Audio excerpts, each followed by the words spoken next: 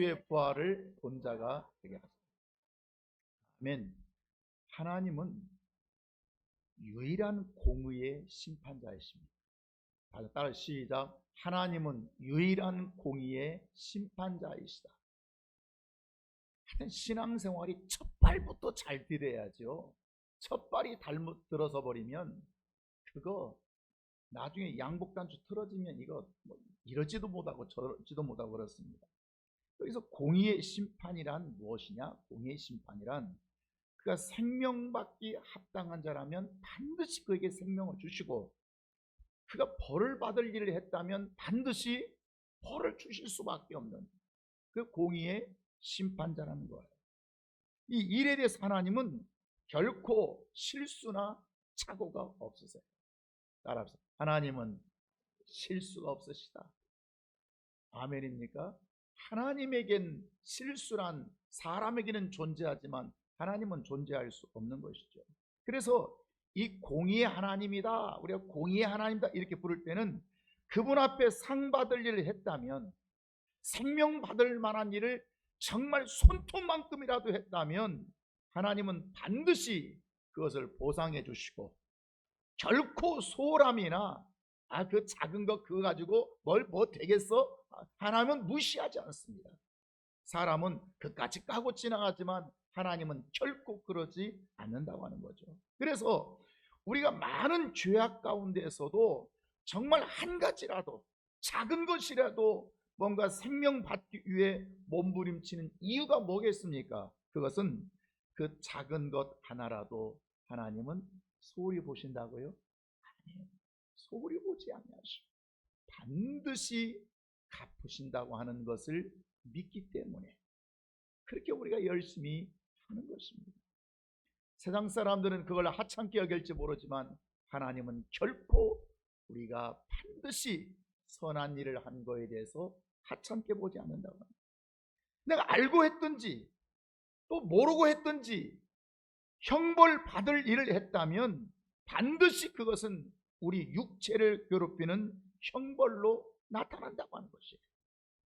하나님께서 상 주시는 일에만 그렇게 정확한 분이 아니라 우리가 벌 받을 일을 했다면 그 일에 대해서 반드시 하나님은 형벌을 내리시고, 그것이 물질이든 질병이든 생각지도 않았던 어떤 불행이든 자식에게 나타나든지 반드시 나타난다고 하는 것.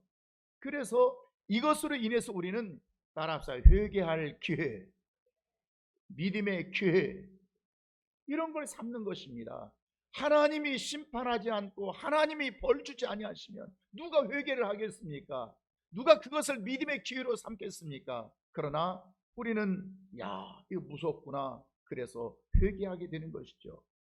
하나님의 공의를 이해하지 못하면 설마 그 작은 것 하나, 그 먼 표시가 난다고, 내가 좀 서운했다고, 좀만 그 감정을 뿜었다고, 그저 내 입에 그냥 그런 말, 사람이 말도 못하고 살아? 그런 말 좀 했다고, 여러분 진짜 설마 형벌이 있을까? 여러분 생각할지 모르지만 하나님의 공의를 믿지 못하면 회개할 능력, 회개할 기회를 상실해버리게 되는 것입니다.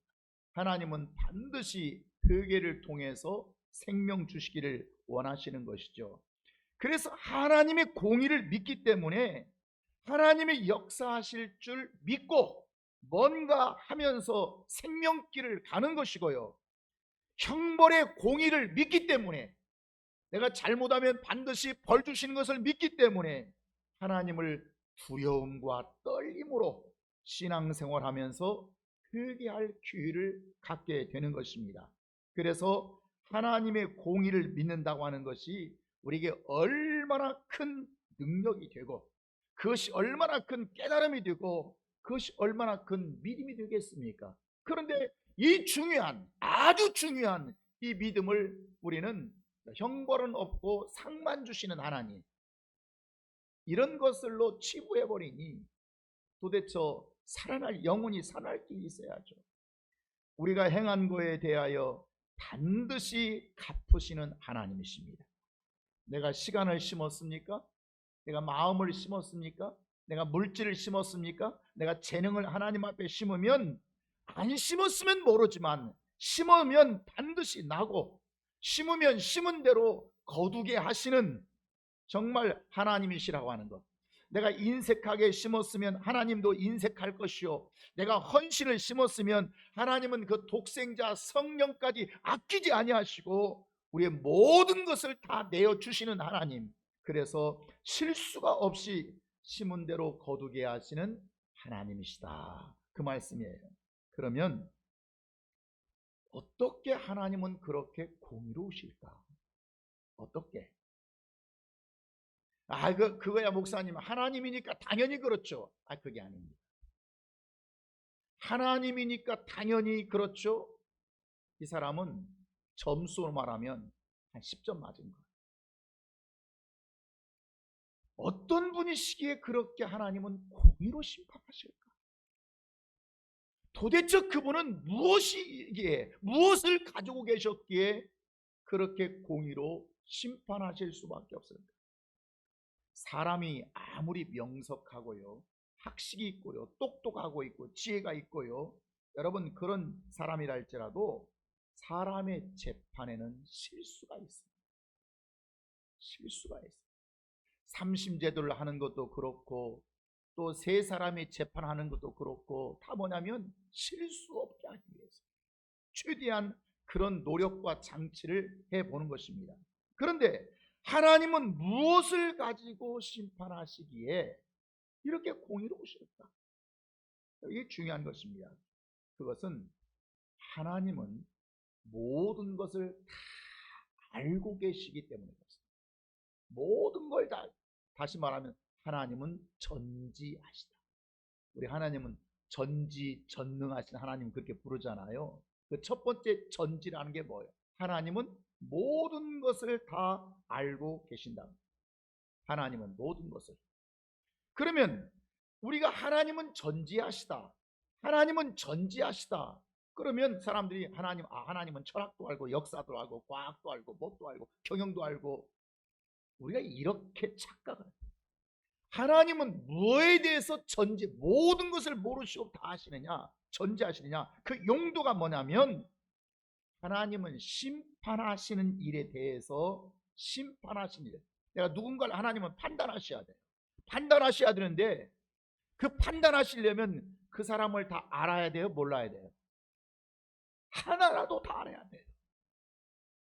하나님은 기분대로, 하나님은 내 감정대로, 하나님은 오늘 내 기분 좋다 근데 오늘 좋게 판단한다, 오늘 내 기분 나쁘게 이게 아니고, 하나님을 판단하실 때 공의로 판단하신다고 하는 것은, 그 전지하시다고 하는 것은 그가 판단할 모든 것에 대해서 그분은 모르시는 것이 없다, 그 말이에요. 모든 것을 알고. 그러니까 하나님은 전지하신 대로 모든 것을 알고 다 판단하시니까 실수가 있을까요, 없을까요? 실수가 없으시죠. 왜 사람은 판단에는 실수하냐면 사람은 전지합니까, 못합니까? 사람은 전지하지를 못합니다. 사람이 어떻게 다 합니까? 아무리 그 소장을 가지고 읽어보고 해도 모릅니다. 그러나 하나님은 전지해 버리시기 때문에 그만이 공의로운 심판을 하실 수가 있다, 그 말입니다. 그러나 사람은 모든 것을 다 알 수가 없습니다. 전지하지 못합니다. 그러나 하나님은 모든 것을 다 알고 계십니다. 전지하시니까 밝히 드러나지 않은 것이 없지요. 나는 이 정도는 숨겼어, 이 정도는 감췄어, 이 정도는 모르실 거예요. 아니, 하나님은 전지해 버리세요. 다 알고 계세요. 설마 이런 것 정도 아시겠어? 하나님이 크신 양반이 이 작은 것까지 신경, 아니, 하나님은 그것이 크든 적든 다 전지해 버리신다고 하는 거예요. 전지하신다. 아멘입니까? 하나님은 전지하실 뿐만 아니라 하나님은 뭐 하시죠? 전능하시죠. 하나님 뭐 하신다고요? 전능. 그러면 전능하시다고 하는 게 뭡니까? 뭐든지 다 할 수 있다 이 뜻이 아닙니다. 하나님은 심판할 능력이 있단 말이에요. 심판할. 그 심판하면 둘 중 하나입니까? 잘했든지 못했든지 둘 중 하나지 않습니까? 그러니까 잘한 자에게는 하나님은 상 줄 능력도 있으시고, 잘못한 자에게는 하나님은 형벌할 능력도 있으시다, 그 말입니다. 그러니까 이런 자든 저런 자든, 뭐 그자가 높은 자든 낮은 자든 힘이 있는 자든 권세가 있든 없든 하나님은 그런 걸 따지지 않고 네가 잘못했다면 그것을 능력할 심판을 가지고 계시고, 나는 다 가졌어요, 난 상이 필요 없어요. 아니, 그래도 없는 거 있어. 네가 정말 필요한 거 있어. 그거에 대해서 하나님은 주실 수 있는 능력이 있다, 그 말. 그것을 따라 전능, 전지, 이해하시겠죠? 전지전능이라고 하니까 뭐든지 다 알고 뭐든지 할 수 있다, 그 뜻이 아니라 하나님은 심판하시는 일에 대해서 전지하시고, 하나님은 심판하신 일에 대해서 전능하시다, 그 말입니다. 그런데 사람은 재판할 때 어떻게 합니까? 사람은 재판할 때 그 가진 지식, 그 가진 정보, 그 가진 어떤 경험, 그 내에서만 재판하는 것이에요.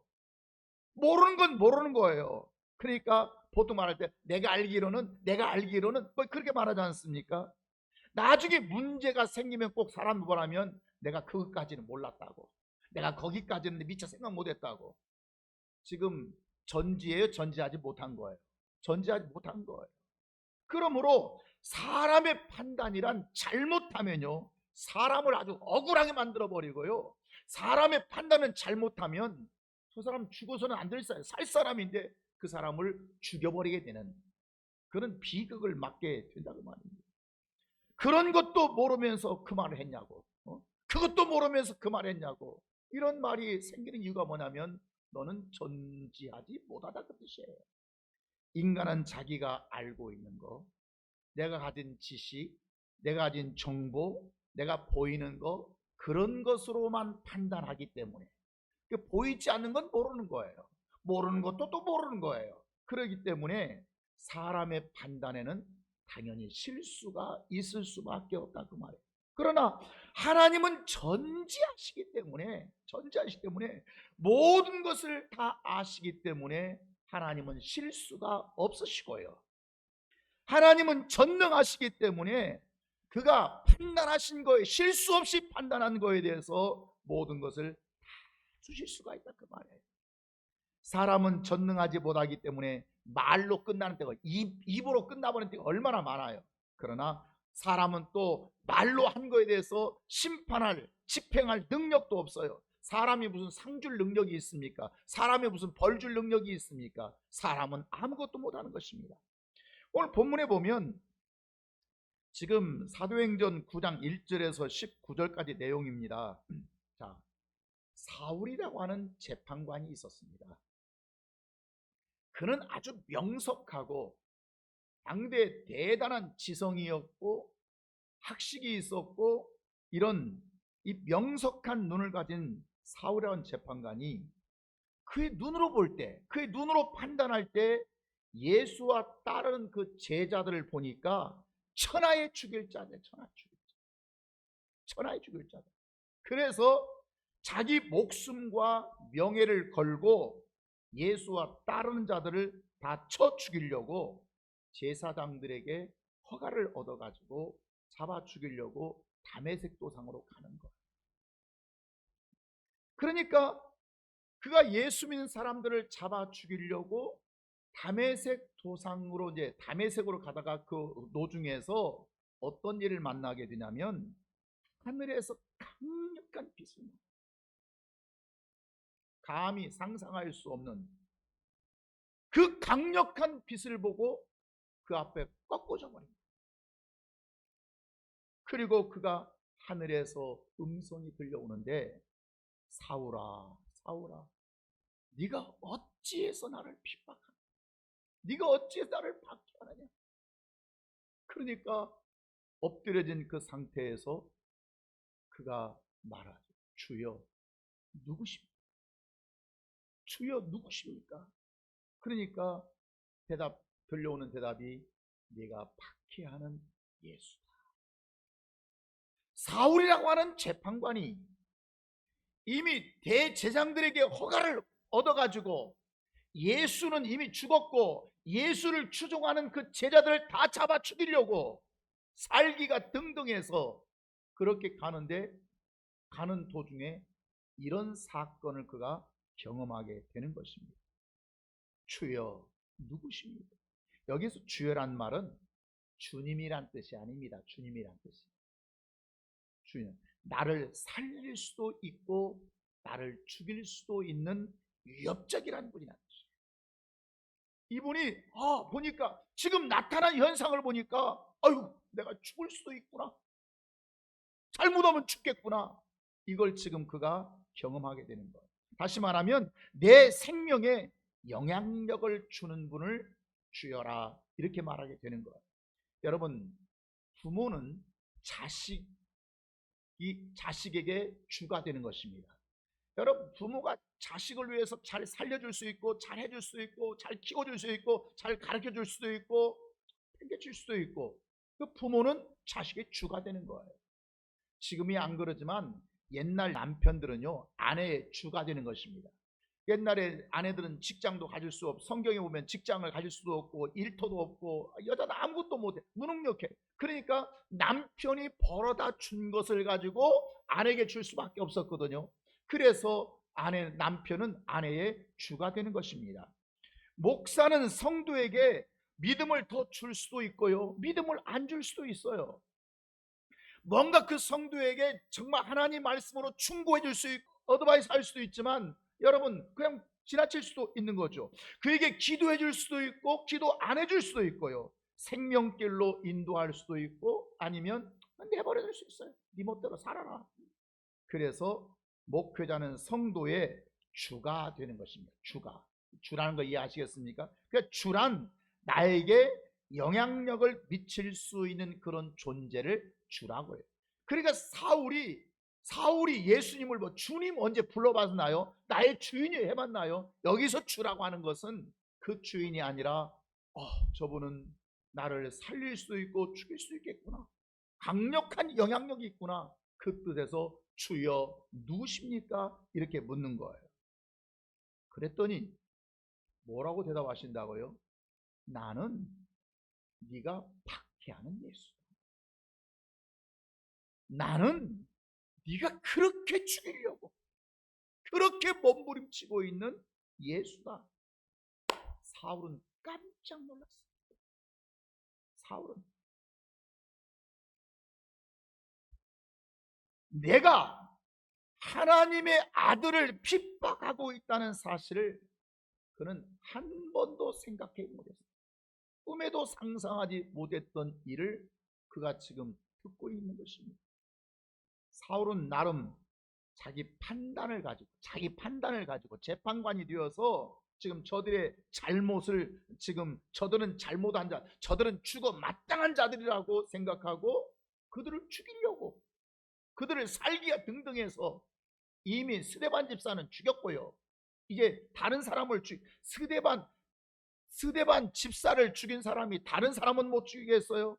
공격하고 비방하고 죽이는 일에 그는 열심을 가졌습니다. 자기 판단에 설마 내가 하나님을 죽이랴? 내가 하나님의 아들을 죽일 수 있으랴? 그는 하나님에 대한 열심이 많으면 많을수록 예수를 따르는 자들을 도무지 이해할 수가 없어서 그들을 죽이려 했던 것입니다. 하나님에 대한 열심이 그들을 그만큼 죽이려 했던 것입니다. 설마 내가 교회를 죽이랴? 설마 내가 목사님을 나도 목사님을 위해서 기도하고 있고 내가 목사님을 존경하고 사랑했지, 내가 언제 목사님을 죽이랴? 내가 성도들을 내가 죽이랴? 생각할지 모르지만 잘못된 내 판단은 언제든지 하나님을 죽일 수가 있고 하나님의 아들을 죽일 수 있고 교회를 죽일 수 있고 여러분 목자를 죽일 수 있고 성도를 죽일 수 있다고 하는 것을 여러분 기억할 수 있기를 바랍니다. 내 의도는 아니었다고 할지라도 무엇 때문에? 내 잘못된 판단과 기준과 상식 때문에 그렇게 된단 말이죠. 그러면 누가 더 의롭겠습니까? 사울이 의롭겠습니까? 예수가 더 의롭겠습니까? 누구의 잣대가, 의의 잣대가 올 것이며 누구의 판단이 의롭겠습니까? 당연히 하나님의 판단이 옳으시고 예수의 판단이 옳지만 오늘날 수없이 많은 사람들은 그 판단들이 아주 난무하고 제 생각에 옳은 대로, 제 생각은 대로. 다음 주면 국회의원 선거가 돼 있습니다만 참 보통 걱정이 아닙니다.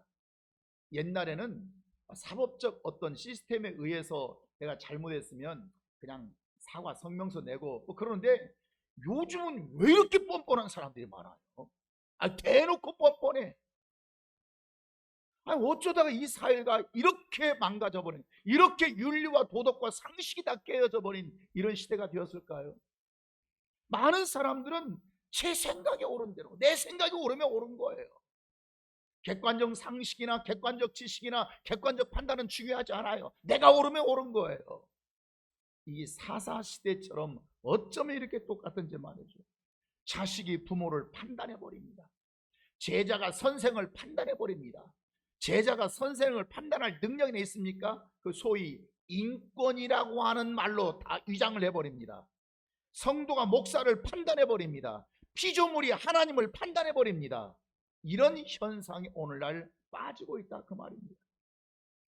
사울의 잘못된 판단으로 예수를 따른 자들을 죽이려고 했지만 그러나 그가 다메섹 도상에서 강력한 빛을 만나고 예수를 만난 이후에 그의 지식과 판단과 생각과 고정관념과 편견과 그의 선입견들을 다 무너뜨리기 시작했습니다. 내가 틀렸구나. 내가 틀렸구나. 뭘 봐야 알아요? 강력한 빛을 봐야 돼요. 그러니까 눈이 멀어버려야 알아요. 내가 틀렸구나. 나는 옳다고 생각했죠. 사울은 바울 되기 전에 사울은 대단히 정직한 사람이었습니다. 하나님에 대한 믿음의 의의가 특심했습니다. 그러기 때문에 예수 따르는 자들 다 죽이려고 했던 것입니다. 근데 어느 날 내 판단이, 내 생각이, 내 선입견이, 내 고정관념이 틀렸구나. 이걸 깨닫고 난 이후에 그런 자기가 가지고 있는 모든 판단과 지식과 고정관념과 그런 생각들을 배설물로 여겼다고 성경은 배설물로 여겼다고.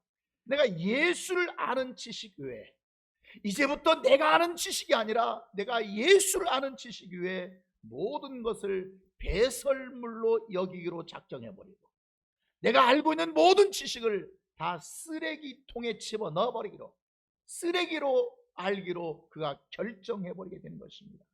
예수만이 나의 절대 기준이 되신다. 시작. 예수만이 나의 절대 기준이 되신다. 다시 한번 시작. 예수만이 나의 절대 기준이 되신다. 이번에 큰일 날 뻔했거든요. 후련히 강한 빛으로 그가 눈을 멀었습니다. 8절 보시면 사울 땅에 일어나 눈을 떴으나 보고 있어 못 보고 있어요? 보지 못하고. 그래서 사람의 손에 이끌려서 다메섹이라고 하는 데 마을로 들어가게 되는 거예요.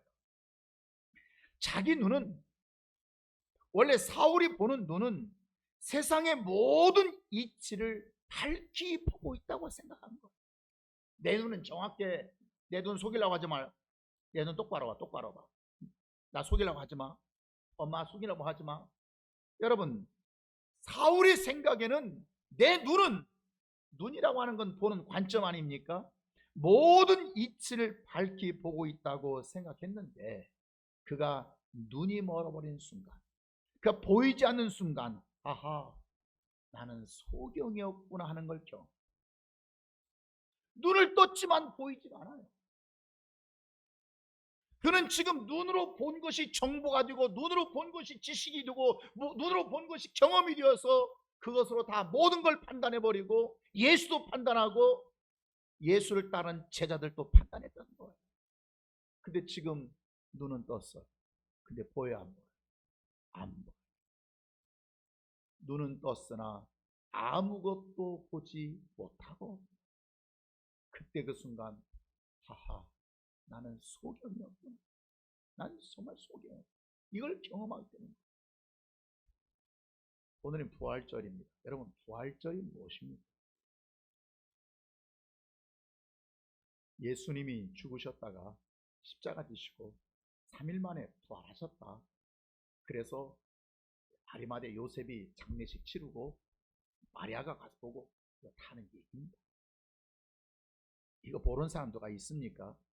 처음 교회 나오셔서 얘기 익숙하지 못한 분은 그렇지만 요즘은 다 이런 정도 얘기는 합니다. 여러분, 부활절이라고 하는 것은 종교적 감상과 지식을 뛰어넘어서 부활의 예수를 보는 것입니다. 부활의 예수를 만나는 것입니다. 부활의 예수를 보려면 여러분, 소경의 눈에서 눈을 떠야 예수가 보입니다. 오늘날 수없이 많은 사람들이 교회를 다니고 있고 지금도 예배드리고 있겠지만 그들이 부활의 주님이 보인다고요? 난 그렇게 생각한 겁니다. 부활의 주님을 보지 못합니다. 소경의 눈을 떠야, 지금 보이지 않는 눈을 떠야 비로소 부활의 예수를 볼 수가 있는데, 바로 보게 되고 선명하게 예수만이 절대적인 분이구나, 이 예수만이 나의 모든 기준이 되는구나, 나의 모든 것을 그분에게 던질 만큼 부활의 주가 보여져야 되는데 안 보여집니다. 예수 다 압니다. 하나님 다 압니다. 3일 만에 부활 그거 다 압니다. 지식으로는 다 압니다. 성경은 우리에게 지식을 제공해 주는 말씀이 아닙니다. 우리는 생명으로 깨닫게 하는, 생명의 진리가 되는 것입니다. 그러니까 많은 사람이 알고 있는 것이 마치 진리처럼 착각합니다. 그러다 보니까 부활의 주님도 만나지 못했으면서 마치 부활의 주를 만난 것처럼 혼돈하고 산다, 그 말이에요. 여러분, 전도받고 어떤 사람이 은혜를 받았어요. 영적 새 생명을 체험하고 정말 부활의 주님을 만난 자들의 첫 고백이 뭔지 아십니까? 헛살았어. 내가 60년 동안 헛살았어.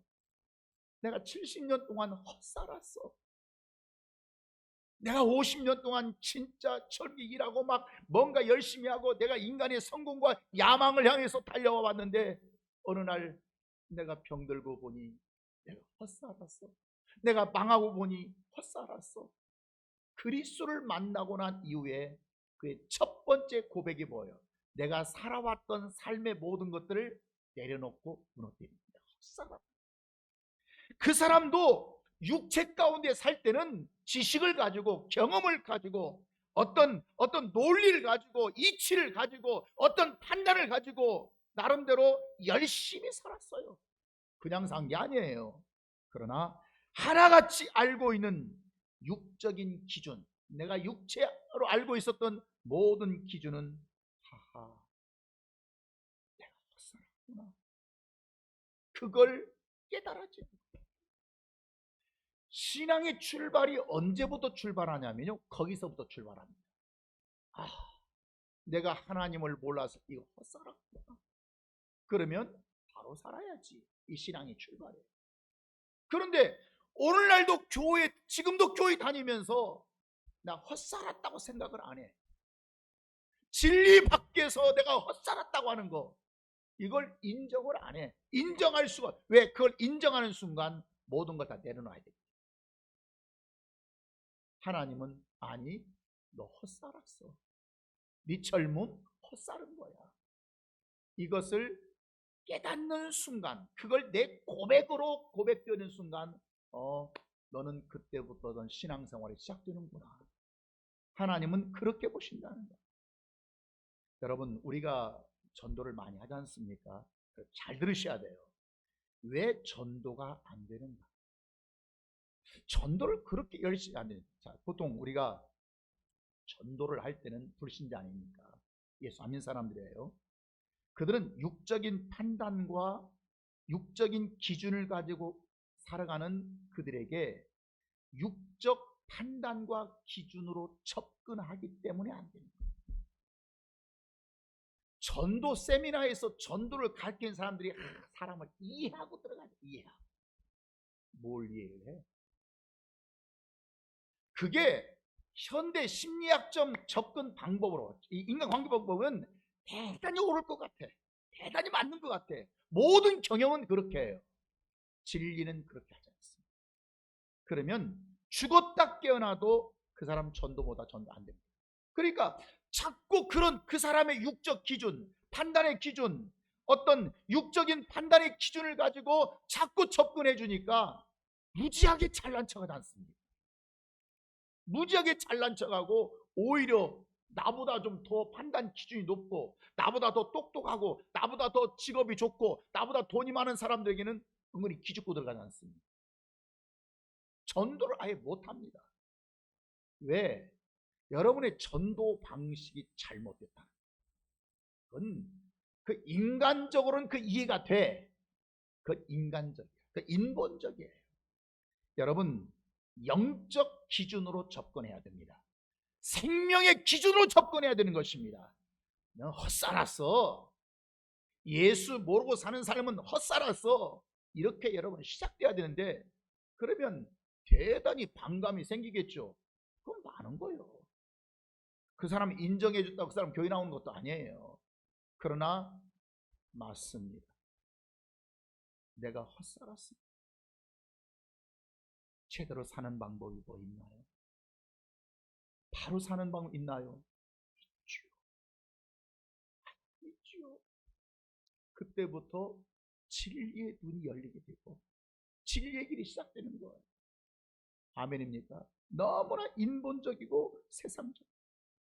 그들은 상상도 못 해본 영적인 세계가 있다고 하는 거예요. 네가 전혀 모르는 영적인 세계, 네가 도저히 육적인 판단으로는 이해할 수 없는 어떤 영적인 세계가 있고 그 영적인 원리를 말해줘야 생명의 역사가 나타나게 되는 것입니다. 아멘입니까? 그거 방법 외에는 그들에게 생명을 줄 길이 없다고 하는 걸 얘기합니다. 예수를 육적으로 보면 누구요? 목수 아들이요. 예수를 육적으로 보면 나사렛 동네 출신이요. 그 동네 사람들은 어린 시절 예수가 어떻게 자랐는지 잘 알아요. 그러나 영적으로 보면 그는 하나님의 아들이시고 그럼 우리의 구세주라고 하는 것.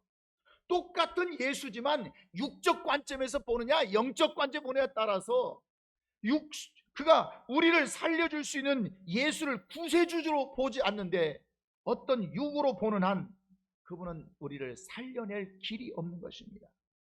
육으로 본 목수의 아들을 누가 존경하고 누가 그 앞에 겸손하겠습니까? 육으로 본 예수를 누가 그 앞에서 어떤 말씀을 무시해버리죠. 그러나 우리는 영적으로 보면 이분은 구세주시다. 하나님의 아들이다. 이런 현상들은 수없이 증거되고 있기 때문에 우리가 그렇게 전해야 되는데 다 육적인 접근 방법으로 접근하려고 하니까 이해가 안 됩니다. 사울이 며칠 만에 눈을 떴습니까? 며칠 동안 눈은 떴지만 보이지 않았습니까? 3일 동안 그가 보지 못했습니다. 공교롭게 예수님께서 십자가에 죽으시고 며칠 동안 무덤에 있다 부활하셨죠?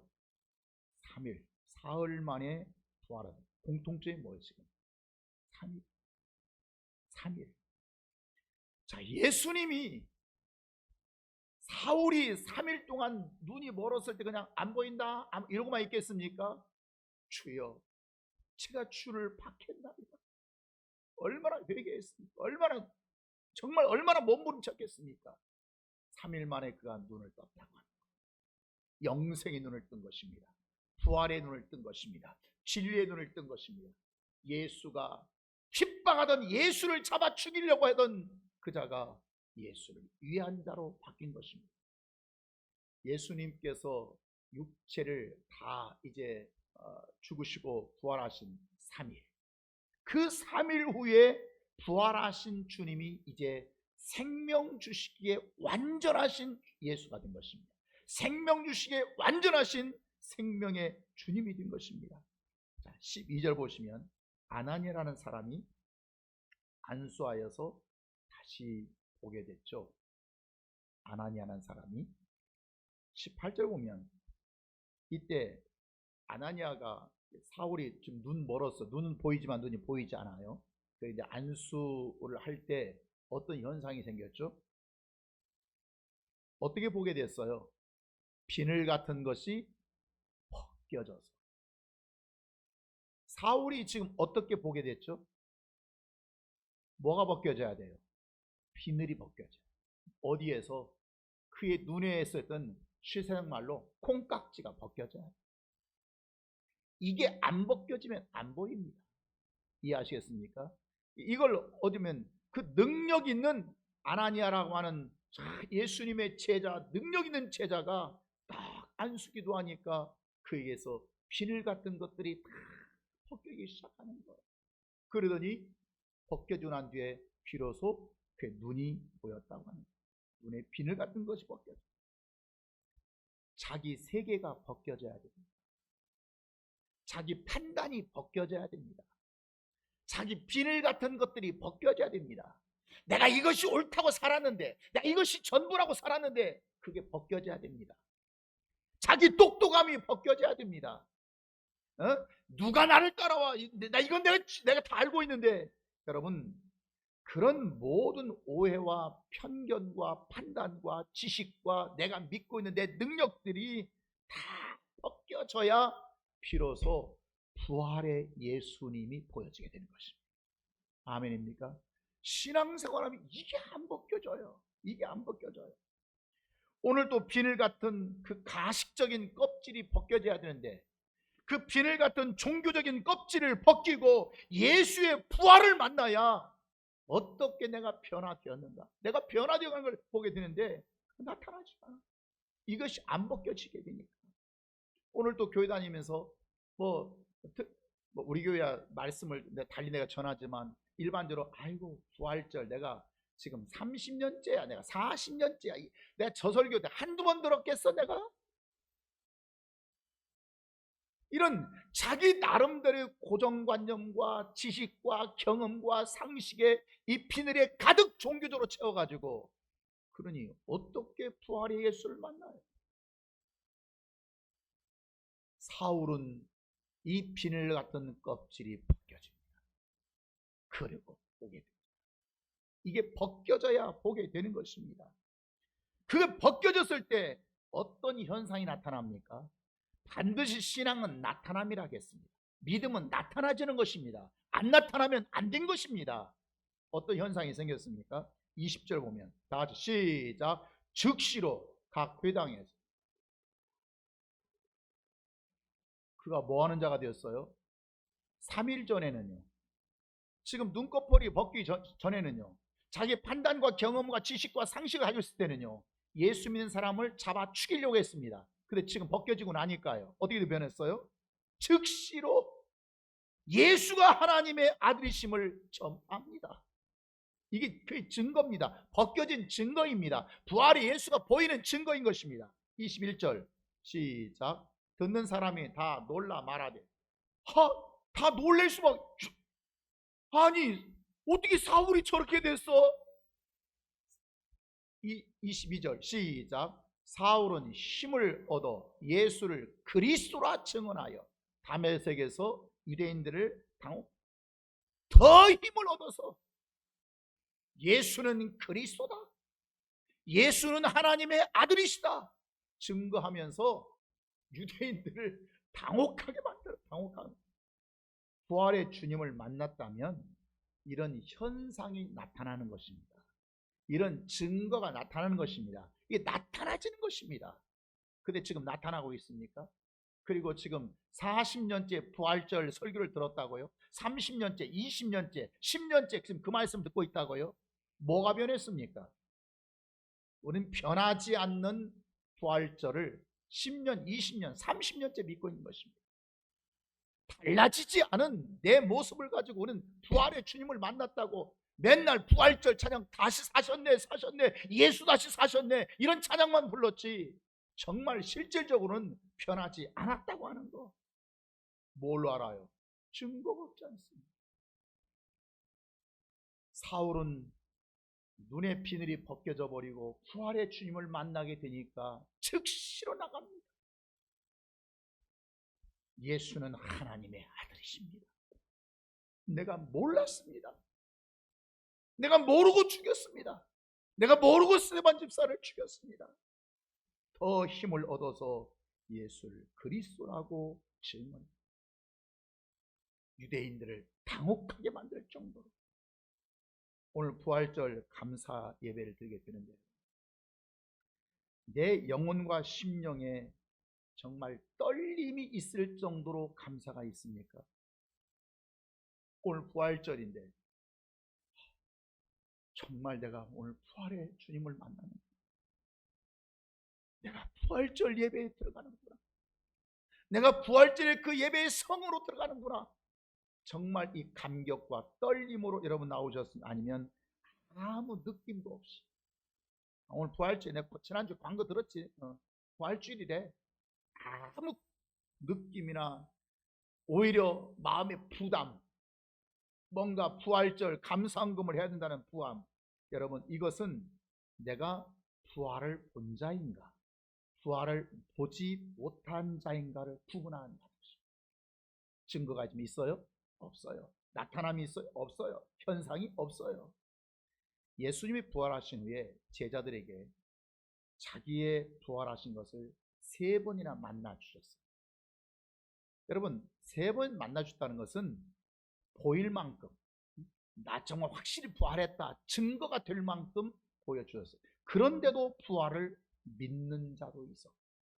어떤 자는 그렇게 봤음에도 불구하고 안 믿고 의심하는 자들도 있었습니다. 3번씩이나 그가 저 갈보리 산에서 죽은 것도 보았고, 그리고 부활하셔서 그에게 또 내가 봐라, 내 손도 좀 봐라, 도마야 내 손자국 봐라, 내 옆구리 창자국 봐라, 보여줘도 의심하는 자들이 있다는 말이에요. 부활을 본 자는 예수를 죽이는 자의 편에 서지 않고 이제는 예수와 함께 죽는 자의 편에 선 것입니다. 내가 정말 부활을 봤다면, 아하, 내가 부활의 주님을 만나게 될 때는 죽였어요, 살기가 등등했어요. 그러나 예수의 부활을 본 자는, 이제 나는 그 예수와 함께 죽을 자의 편에서. 오늘날 신앙생활은, 나의 신앙생활이 여러분 살려고 합니까? 죽으려고 합니까? 그저 죽을까 봐서, 그저 손해볼까 봐서, 그저 내 돈 내놓으라고 할까 봐서, 육체의 수고라고 할까 봐서, 그냥 부담스러워서, 오늘 또 한마디 또 목사님 혼나는 것이 서운할까 봐서. 여러분, 부담스럽게 신앙생활한다 그 말이에요.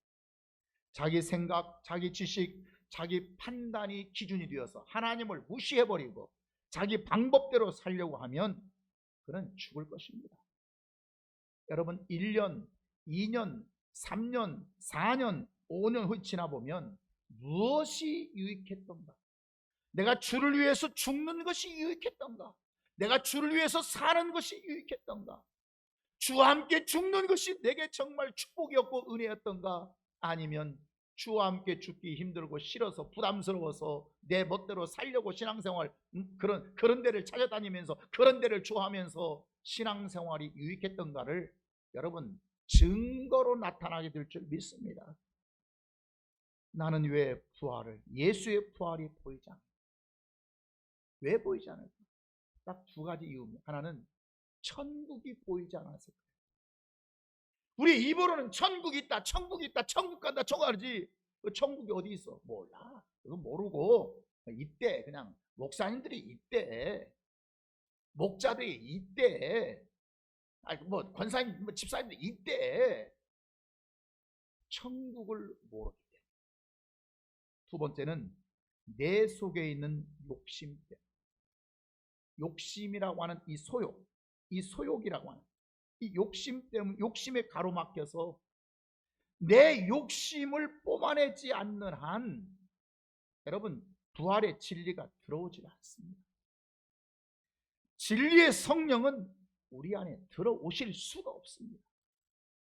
내 욕심으로 가득 차 있는데 어떻게 내 안에 진리가 들어올 수 있으며 진리가 내 생명이 되는데 어떻게 성령이 내 안에 들어올 수가 있겠어요? 성령이 내 안에 거주하셔야 내 영혼이 자유가 될 텐데, 여러분, 욕심의 소욕, 육체의 소욕을 여러분 가로막혀서 이걸 뽑아내지 않으면 안 됩니다. 예수의 부활과 영광을 본 자들은 그 길을 가려고 했어요. 바울이 예수의 부활을 본 뒤에 그 길을 가요. 어거스틴이 그 길을 가려고 합니다. 존 버년이 그 길을 가려고 하고, 왈도파 순교자들이 그 길을 가려고 하고, 청교도들이 그 길을 가려고 했어요. 그래서 오늘날 기독교는 사는 것입니다. 비록 그 길이 희생의 길이 되고 순교의 길이 되고 고난의 길이라고 할지라도 그들이 기쁨으로 갈 수 있었던 것은 그가 부활의 예수를 만났기 때문이었습니다. 부활의 예수를 만나지 못하면 절대 그 길 안 갑니다. 가질 수가 없습니다. 그런데 부활의 주님을 딱 만나고 나면, 그가 천국에 계신 주님을 딱 보게 되면, 그 천국을 알게 되면 이 길을 안 갈래 안 갈 수 없는, 아, 이렇게 살아서는 안 되는 거구나, 이렇게 살아서는 내가 안 되는 거구나, 그걸 비로소 깨닫게 된다고 하는 것, 그것이 바로 부활을 본 자입니다. 우리 자 나같이 기도하기를 원합니다. 주여, 이 시간 내 눈에서 피늘이 벗겨지게 하옵소서. 주여, 내 눈에서 피늘이 벗겨지게 하옵소서. 내가 이것이 옳고, 내가 내 생각, 내 판단, 내가 가지는 지식, 내가 학교에서 열심히 공부한 어떤 지성적 사고, 이것이 다 벗겨져요. 그래야 부활의 주님이 보이고 생명의 영생의 주가 보이게 됩니다. 부활의 주가 보이지 않는데, 이미 주님은 부활해버리셨고 부활의 주가 보이지 않는데 신앙생활 잘한다? 그건 자기 생각이에요. 자기 경험으로 잘하는 것이지 주님 보실 때 잘하는 게 아니에요. 오늘 주여, 이 시간 나같이 두 손 들고, 주여 내 눈에서 비늘을 벗겨 주옵소서. 주여 내 눈에서 비늘을 벗겨 주옵소서. 내가 살아왔던 삶의 이치와 경험에 비늘을 벗겨 주옵소서. 내가 알고 있는 상식의 비늘을 벗겨 주옵소서. 그리고 부활의 주님이 보여지게 하옵소서.